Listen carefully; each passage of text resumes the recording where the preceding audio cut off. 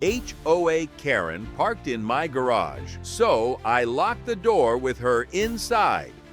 Living in an HOA neighborhood comes with its fair share of headaches, but none compare to dealing with Karen, our self-appointed HOA queen. She's the type who measures grass blades, checks mailbox colors, and reports anything she doesn't like. I've had my fair share of run-ins with her, but nothing tops what happened last month. It started when I was reorganizing my garage.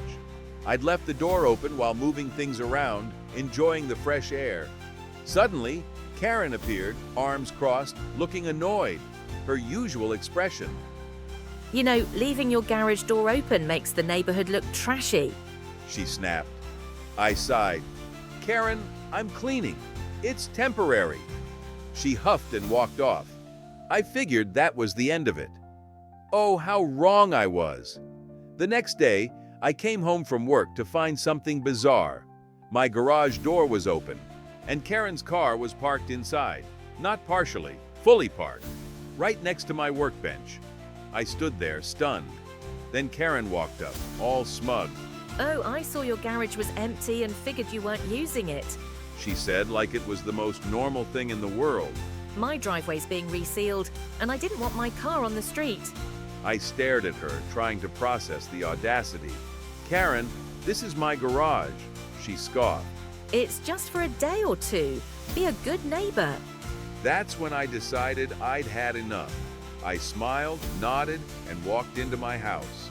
Then I hit the garage remote. The door came down smoothly, locking Karen's car and her inside. At first, I heard nothing. Then came the knocking. Hey, what are you doing? Karen shouted through the door. Oh, don't worry, I called back. I'll let you out. In a day or two. Be a good neighbor. Her voice rose an octave. This is illegal. Let me out right now. I laughed. So is parking in someone's garage without permission. I walked away, enjoying the silence. For about 5 minutes. Then my phone rang. HOA president. Hey, Karen says you locked her in your garage? She parked in it without asking, I explained. I'm just keeping her car safe. Be a good neighbor, right?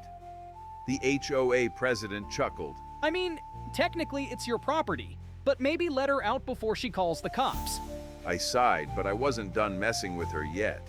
I walked back to the garage and cracked the door open just enough to talk. Karen was red-faced and fuming. Let me out. She demanded. Apologize first, I said calmly. Admit you overstepped. Her eyes nearly popped out. Never. Cool, have fun in there, I said, lowering the door again. More yelling, more banging. 5 minutes later, she caved. Fine, I'm sorry. I opened the door fully. She stomped out, glaring at me. This isn't over. She hissed. Oh, I think it is, I replied, grinning. The best part? At the next HOA meeting, the president brought it up. Karen tried to spin it like I was the villain, but everyone laughed. Turns out she'd annoyed more people than I realized. One neighbor even joked about letting her park in his garage, just to see what happens. Karen hasn't spoken to me since, and my garage stays locked now.